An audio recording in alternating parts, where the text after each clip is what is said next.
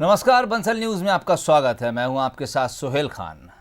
चंबल की सियासत में तीसरी ताकत का तिलिस्म उपचुनाव में भी देखने को मिलेगा। वहीं बीजेपी ने ग्वालियर चंबल के बाद मिशन मालवा पर अपना फोकस कर लिया है। सीएम शिवराज ने सौगातों की बारिश की तो सांवेर में यूथ ब्रिगेड ही कांग्रेस बीजेपी दोनों की नैया पार लगाएगी। कांग्रेस जहां नाथ की रणनीति के सहारे आगे बढ़ रही है, तो वहीं बीजेपी के लिए वीडी शर्मा चक्रव्यूह तैयार कर रहे हैं। ग्वालियर की सियासत में शुद्धिकरण पर घमासान जारी है तो नेपानगर में सड़क को लेकर संग्राम होने जा रहा है। उपचुनाव से जुड़ी ये सारी खबरें लेकर हम हाजिर हैं अपनी इस खास पेशकश उपचुनाव का चक्रव्यूह में।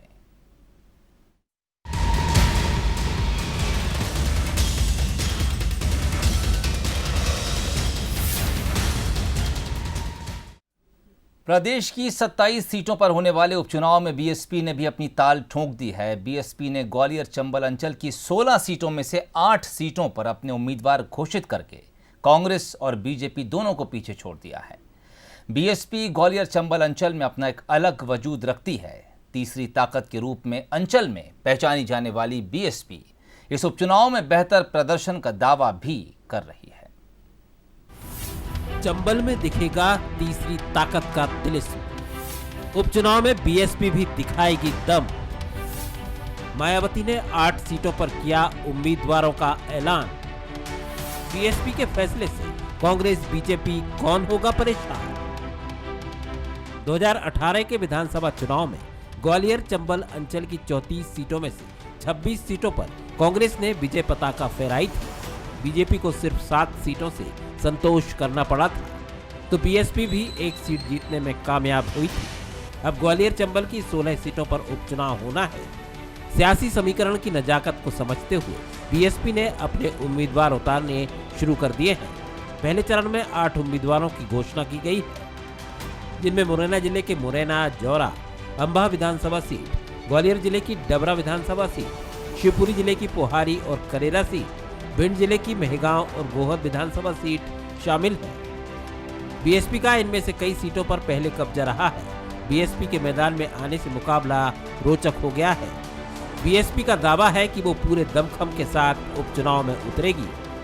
देखिए, ये जो ग्वालियर जोन का जो एरिया रहा है, काफ़ी मतलब बहुजन समाज पार्टी का शुरू से ही इस पर दबदबा रहा है। और अभी जो सीटें यहाँ 16 सीटों के जो चुनाव होने हैं, उनमें लगभग 10 सीटों पे बहुजन समाज पार्टी कभी न कभी चुनाव जीत चुकी है। और यहाँ का जो वोटर है वो बहुजन समाज पार्टी को काफ़ी पसंद करता है। तो ये जो हमारे टिकट माननीय बहन जी ने किए हैं, वो सारे समीकरणों को ध्यान में रखते हुए किए हैं और हमें भरोसा है कि बहुजन समाज पार्टी काफ़ी अच्छा प्रदर्शन करेगी इस चुनाव। मुझे लगता है कि 10 से 12 सीटें बहुजन समाज पार्टी इस उपचुनाव में जीतेगी और प्रत्याशी भी अच्छे हैं और उन सीटों पर पहले भी कभी ना कभी बहुजन समाज पार्टी के प्रत्याशी अपनी जीत दर्ज करा चुके हैं, तो निश्चित तौर पर 10-12 सीटें जीत जाएगी। बीएसपी ने जिन उम्मीदवारों की घोषणा की है वो है डबरा से संतोष गौड़, जौरा से सोनेराम कुशवाहा, मुरैना से राम प्रकाश राजौरिया, गोहद से जसवंत पटवारी, मेहगांव से योगेश मेघ सिंह नरवरिया, करेरा से राजेंद्र जाटव, पोहारी से कैलाश कुशवाहा, अंबा से भानु प्रताप सिंह। कांग्रेस और बीजेपी दोनों बीएसपी के चुनाव मैदान में आने का स्वागत कर रही हैं। दोनों ये स्वीकार करती हैं कि ग्वालियर चंबल अंचल में बीएसपी का अपना एक जनाधार है। कांग्रेस का कहना है कि उसकी लड़ाई बीएसपी से नहीं, बीजेपी से है, तो बीजेपी को भरोसा है कि विचारधारा की लड़ाई में जीत उसी की होगी। हम सीधी चुनौती देंगे भारतीय जनता पार्टी को।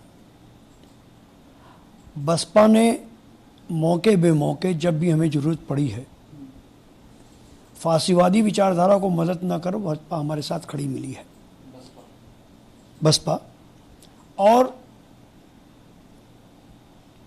बसपा का यहाँ वजूद है, हम इससे इनकार भी नहीं कर सकते हैं, मगर हमारी रणनीति में हम थोड़ा आमूलचूल परिवर्तन करके हमारी सीधी चोट और प्रहार भाजपा पर होगा।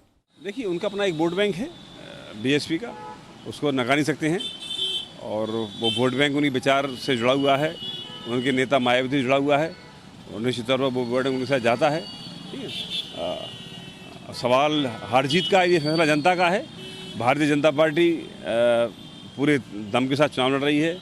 भारतीय जनता पार्टी के प्रत्येक कार्यकर्ता पोलिंग से लेके वार्ड और वार्ड से लेकर मंडल तक पूरी तैयारियों से काम कर रहा है।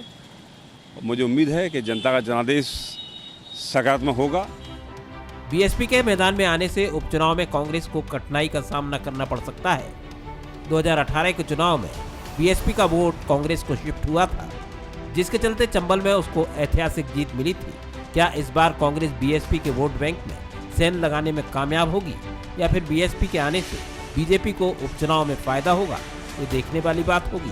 प्रहलाद सिंह, मंजर न्यूज, ग्वालियर।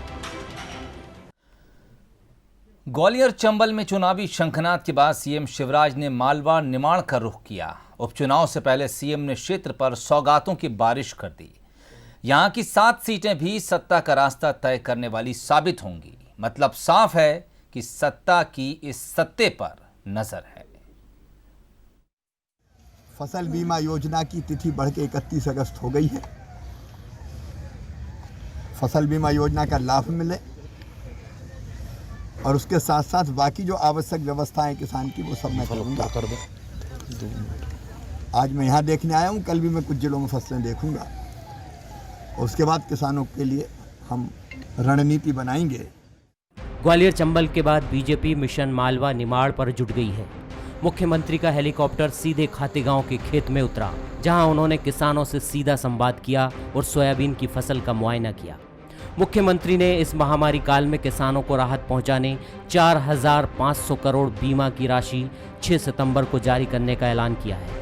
वहीं फसल बीमा के प्रीमियम की राशि भरने की तारीख 31 अगस्त तक बढ़ाने की घोषणा भी की है। कमलनाथ जब मुख्यमंत्री थे तब तो कहीं गए नहीं। फसलें खराब होती थी, हम कहते थे कमलनाथ जी चले जाओ, बोले नहीं मैं नहीं जाता, मैं तो घर में बैठ के ही करूंगा। कर्ज माफी के झूठे आंकड़े प्रस्तुत कर रहे हैं। पेन ड्राइव तो दे दिया लेकिन पैसे तो दिए ही नहीं बैंकों। इनसे सर्टिफिकेट बंटवा दिए कई जगह और पैसे बैंकों को दिए ही नहीं, वो पैसा वामा से मांग रहे हैं। जानकारी ये है कि 100% सोयाबीन की फसल नष्ट हो गई है। इन्होंने घोषणा की थी 40,000 रुपये पर हेक्टेयर हम इनको किसानों को देंगे। हमारा ये कहना है 1 लाख रुपए पर हेक्टेयर दिया जाना चाहिए और तुरंत दिया जाना चाहिए। किसानों को यूरिया भी नहीं मिल रहा है, ब्लैक मार्केटिंग हो रही, वो दिया जाना चाहिए। और दूसरी बात जो मैंने आज बात कही है कि किसानों का ऋण माफ़ करो। खातेगांव के बाद मुख्यमंत्री ने इंदौर में 237 करोड़ की लागत से बने अत्याधुनिक सुपर स्पेशलिटी हॉस्पिटल का लोकार्पण किया। फिलहाल इसका फायदा कोविड के मरीजों को भी मिलेगा। आज इसका उद्घाटन यदि मुख्यमंत्री जी आप इसको पेन दर्द के रूप में नहीं लेते तो शायद ये 1 साल बाद होता, पर आपने चिंता की और विशेषकर केंद्रीय मंत्री हर्षवर्धन जी। बीजेपी के गढ़ माने जाने वाले मालवा निमाड़ में 2018 में बीजेपी पिछड़ गई थी।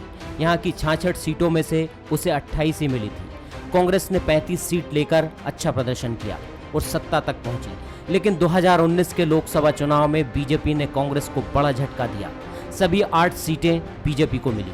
अब तक के उपचुनाव में नतीजे सत्ताधारी दल की तरफ जाते दिखाई दिए। इस लिहाज से यहाँ की 7 सीटों के नतीजे इस बार चौंकाने वाले हो सकते हैं। खातेगांव से मुकेश व्यास और देवास से अमिताभ शुक्ला के साथ पीयूष पारे, बंसल न्यूज, इंदौर। और अब बात मध्य प्रदेश की सबसे चर्चित सीट सांवेर की। इस सीट पर जीत दर्ज करने के लिए कांग्रेस और बीजेपी मजबूत रणनीति पर काम कर रही है। इसी कड़ी में अब बीजेपी ने 1 बूथ 10 यूथ का फॉर्मूला अपनाया है। इस फॉर्मूले के जरिए बीजेपी युवाओं को साधने में जुट गई है, तो कांग्रेस की यूथ विंग भी मोर्चा संभाले हुए है। सांवेर में सिलावट की राह होगी आसान, युवाओं को पार्टी ने सौंपी चुनाव की कमान। कांग्रेस की युवा ब्रिगेड भी चला रही अभियान। उपचुनाव में कौन जीतेगा, सांवेर का संग्राम। सांवेर उपचुनाव को लेकर बीजेपी संगठन लगातार रणनीति तैयार करने में जुटा हुआ है। इसी कड़ी में बीजेपी ने सांवेर में 1 बूथ 10 यूथ का फॉर्मूला दिया। इस रणनीति के तहत सांवेर विधानसभा के हर बूथ पर युवा मोर्चा के 10 कार्यकर्ता तैनात किए जाएंगे। बीजेपी के ये कार्यकर्ता मोदी और शिवराज सरकार की उपलब्धियों को घर घर पहुंचाने का काम करेंगे। इतना ही नहीं, बीजेपी की यूथ विंग सोशल मीडिया के जरिए भी युवाओं तक पार्टी की बात पहुंचाएगी। बीजेपी का कहना है कि युवा बीजेपी की योजनाओं से प्रभावित हैं, ऐसे में सांवेर में भी युवा विकास के लिए बीजेपी का साथ देंगे। देखिए, इस देश के अंदर 70% जो अभी हम देखने जाएंगे आबादी, तो उसमें युवाओं की जनसंख्या 70% है। मध्य प्रदेश में भी सबसे ज़्यादा युवाओं की जनसंख्या है और इसलिए युवाओं को केंद्रित कर भारतीय जनता पार्टी अपना अभियान चलाती है। अभी हमारे संगठन से लेकर हमारी नीति, बहुत सारी चीज़ों के अंदर हम युवाओं को भारतीय जनता पार्टी आगे लाने का काम कर रही है और इसीलिए भारतीय जनता पार्टी ने 1 यूथ 10 यूथ, 1 मतदान 10 जवान का कार्यक्रम तय किया है ताकि अधिक से अधिक नौजवान भारतीय जनता पार्टी के साथ आएँ, राष्ट्रवाद के साथ आएँ, विकास के साथ आएँ, स्वावलंबन के साथ आएँ, आत्मनिर्भर भारत के साथ आएँ और सांवेर को आत्मनिर्भर विधानसभा बनाएं, मध्य प्रदेश को आत्मनिर्भर बनाएं और अपना और प्रदेश का विकास अच्छी मजबूती के साथ कर सकें। वहीं बीजेपी के इस फॉर्मूले को लेकर कांग्रेस ने पलटवार किया है। कांग्रेस का कहना है कि कांग्रेस की यूथ विंग और एनएसयूआई की टीम लगातार सांवेर में काम कर रही है। ऐसे में बीजेपी के इस अभियान का सांवेर में कोई असर नहीं होगा। पूरे 54 सेक्टरों में पूरे क्षेत्र को बांट दिया है और 54 सेक्टरों में हमारे सेक्टर प्रभारी, मंडल प्रभारी, हमारे अध्यक्ष बना दिए गए हैं और हमारा काम बहुत आगे इन 1 वुड 10 वुड यूथ या 11 उससे कई ज़्यादा एक घर तक हमारे कार्यकर्ता 3-3, 4-4 बार अभी जाके मतदाताओं से मिलके आ चुका है। उससे हमारी बहुत आगे की तैयारी है। कुल मिलाकर बीजेपी और कांग्रेस दोनों ही सांवेर का किला फतेह करने के लिए पूरा जोर लगा रही हैं। ऐसे में सांवेर की जनता का दिल जीतने में कौन कामयाब होगा, ये देखना दिलचस्प होगा। पीयूष पारे, बंसल न्यूज, इंदौर। उपचुनाव जीतने के लिए जहां कांग्रेस सर्वे पर भरोसा जता रही है और सर्वे के आधार पर ही टिकट देने की बात भी वो कह चुकी है, वहीं बीजेपी बूथ मैनेजमेंट पर फोकस कर रही है। बीजेपी बूथ जीतो चुनाव जीतो के फॉर्मूले पर लगातार काम कर रही है। बूथ जीतो चुनाव जीतो पर बीजेपी का फोकस। हर विधानसभा के लिए बनेगी अलग रणनीति। मैदान में उतरेंगे मंत्री, सांसद और विधायक। उपचुनाव में कांग्रेस को है अपने सर्वे पर भरोसा। उपचुनाव में जीत को लेकर कांग्रेस बीजेपी हर हथकंडा अपना रही है। कांग्रेस जहां सर्वे के आधार पर आगे की रणनीति तैयार कर रही है, तो वहीं बीजेपी बूथ मैनेजमेंट में जुट गई है। बीजेपी और कांग्रेस दोनों ही जीत के लिए अलग अलग फॉर्मूले पर काम कर रहे हैं। सबसे पहले बात कांग्रेस की। कांग्रेस ने हर विधानसभा सीट पर सर्वे करवाया है। सर्वे के आधार पर टिकट दिया जाएगा। चुनावी मुद्दे भी सर्वे के आधार पर ही तय होंगे। कांग्रेस जनादेश बेचने का आरोप लगाते हुए जनता के बीच जाने की तैयारी कर रही है कि सभी सीटों के सर्वे हो गए और सर्वे एक नहीं 3-3 सर्वे कराए, तो एक एक बूथ की जानकारी उस सर्वे के माध्यम से मिलेंगे। ये हमको मिल गया है और इसके आधार पर हम लोग पूरी तैयारी करेंगे। जहाँ कमज़ोर स्थितियाँ होंगी, इससे ज़्यादा नहीं दिखा पाएंगे, जो कमज़ोर स्थितियाँ होगी उनको हम लोग ठीक करेंगे और सर्वे के आधार पे कैंडिडेट सेलेक्ट हो रहे हैं। और टैग लाइन हमारी ये रहेगी 15 साल बीजेपी के और 15 महीने कमलनाथ जी के। बिकाऊ नहीं, टिकाऊ चाहिए। एक बार फिर कमलनाथ सरकार चाहिए। वहीं बीजेपी उपचुनाव के लिए अलग रणनीति पर काम कर रही है। बीजेपी बूथ जीतो चुनाव जीतो के फार्मूले पर काम कर रही है। बीजेपी हर विधानसभा क्षेत्र में बूथवार रणनीति बना रही है। मंत्री, सांसद और विधायक को रणनीति बनाने की जिम्मेदारी दी गई है। भारतीय जनता पार्टी का जो कार्यकर्ता है, जमीन पर जो काम करता है, हम उसके आधार पर चुनाव लड़ते हैं। इसलिए भारतीय जनता पार्टी बूथ का तंत्र और अपने काम के आधार पर, हमारा नेतृत्व जो काम कर रहा है उसके आधार पर हम जमीन पर नीचे जाकर के जनता के बीच काम कर रहे हैं और उसी आधार पर कार्यकर्ता के बल पर, बूथ के तंत्र के बल पर केवल चुनाव नहीं जीतेंगे। हमने नारा दिया है कि मध्य प्रदेश को बचाने के लिए बनी सरकार है और आगामी इस उपचुनाव के अंदर प्रत्येक बूथ जीतना है, ये हमारा संकल्प है। दोनों ही दल इस बात को समझ रहे हैं कि अगर चुनाव जीतना है तो जनता की नब्ज समझना जरूरी है। बीजेपी बूथ स्तर पर मैनेजमेंट कर रही है तो कांग्रेस सर्वे के जरिए जनता का मूड समझने की कोशिश कर रही है। अब किसकी कोशिश रंग लाती है, ये उपचुनाव के नतीजे ही तय करेंगे। जुगल किशोर शर्मा, बंसल न्यूज, भोपाल। पूर्व मुख्यमंत्री कमलनाथ ने प्रदेश की 27 सीटों पर गंगाजल से शुद्धिकरण का ऐलान किया था। उन 27 सीटों पर कांग्रेस का शुद्धिकरण अभियान भले ही अभी ठीक से शुरू भी नहीं हुआ, लेकिन ग्वालियर में शुद्धिकरण को लेकर कांग्रेस और बीजेपी दोनों आमने सामने हैं। उपचुनाव से पहले सियासी पार्टियां गंगा जल को राजनीतिक हथियार के रूप में इस्तेमाल कर रही हैं। चंबल में सियासत के शुद्धिकरण पर आर, कांग्रेस बीजेपी में जारी है राजनीतिक वार। पार्टियों ने गंगा जल को बनाया चुनावी हथियार। उपचुनाव में किसको मिलेगा मां गंगा का आशीर्वाद? उपचुनाव को लेकर प्रदेश में सियासी पारा लगातार उफान पर है। चुनावी संग्राम जीतने के लिए सियासी दल एक दूसरे को घेरने में कोई कोर कसर बाकी नहीं छोड़ रहे। कांग्रेस के शुद्धिकरण अभियान से इतर ग्वालियर में शुद्धिकरण पर जमकर खींचतान जारी है। कांग्रेस ने बीजेपी के महासदस्यता अभियान के बाद सभा स्थल को गंगा जल से शुद्ध किया। बौखलाई बीजेपी ने कांग्रेस को उसी के अंदाज में जवाब दिया और कांग्रेस के सदस्यता अभियान के बाद बीजेपी के कार्यकर्ता मेला ग्राउंड पहुंचे और सभा स्थल को गंगा जल से शुद्ध किया। कांग्रेस का आरोप है कि बीजेपी उसकी नकल कर रही है। जो जनमत का अनादर किया गया है उनका विरोध करना क्या गलत है? यहाँ की जनता से पूछिए कि जिन लोगों ने ये कार्य किया है वो उसको अच्छा मानती है क्या? यहाँ के लोगों से पूछिए कि वो मानते हैं कि ये काम जिस तरह से मध्य प्रदेश में कमलनाथ जी की सरकार गिराई गई है वो एक अच्छा काम है। तो ये गंगा जल से पवित्र करने का यहाँ कोई आवश्यकता नहीं है और ये जिस तरह से नकल करने की कोशिश की जा रही है उसमें थोड़ा अकल लगाए। बीजेपी शुद्धिकरण के मसले पर बैकफुट पर नजर आ रही है। कार्यकर्ताओं की तरफ से किए गए शुद्धिकरण को गलत ठहराते हुए बीजेपी ने साफ किया कि पार्टी ने ऐसा कोई निर्देश कार्यकर्ताओं को नहीं दिया था। आप जो कह रहे हैं मेरी जानकारी में नहीं है और कांग्रेस ने जो भी किया था वो भी मेरी राय में ठीक नहीं किया था। इस तरह की राजनीति में हम कोई दुश्मन नहीं है और कोई अपवित्र भी नहीं है और इस तरह बाकी लोगों को अपवित्र समझना ये मेरी राय में ठीक नहीं है। अब वहाँ क्यों किया है और किसने किया है मेरी जानकारी में नहीं है। मेरी जानकारी के हिसाब से पार्टी का तो कोई आदेश नहीं था इस हिसाब से। उपचुनाव में ग्वालियर चंबल की 16 सीटें दांव पर है। ऐसे में पार्टियां मतदाताओं को लुभाने हर हथकंडा अपना रही है।